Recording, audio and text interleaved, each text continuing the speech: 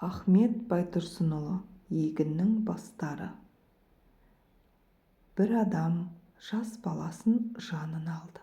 Екеуі сайран етіп кетіп қалды. Қыдырып әрлі-берлі жүрді дағы егінші егін еккен жерге барды. Аралап әр егінді қарап жүрді.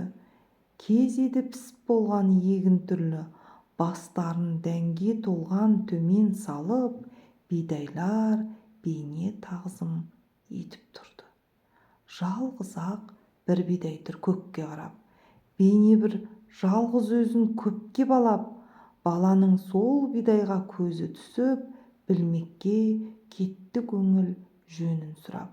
Құбылып бидайлар тұр басын салып, жіберген мырза құдай нұрға қанып. Ей, әке, мұның мәнін түсіндірші, бір іске тұрмын өзім қайран қалып. Бұл бидай көтеріп тұр басын көкке, қарайды шікірейіп өзге көпке. Өзіне өзгелерді теңгермейтін соншама бұл бидайдың дәні көп пе? Айтайын мұның мәнін балам саған. Шырағым, түрін көріп таңданба оған. Өзгесі төмен қарап бүгілгенге ойлама, кем екен деп бәрі сонан. Және де әкесі айтты баласына: сұқтанба құр сорайған қарасына. Құдайым өзгесіне дән бергенде бұл бидай дәнсіз қапты арасында.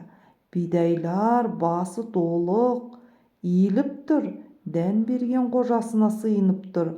Басында бұл бидайдың дәні болмай, кекірейіп, көкке қарап бүлініп тұр. Елде көп бұл бидайдай адам дейді.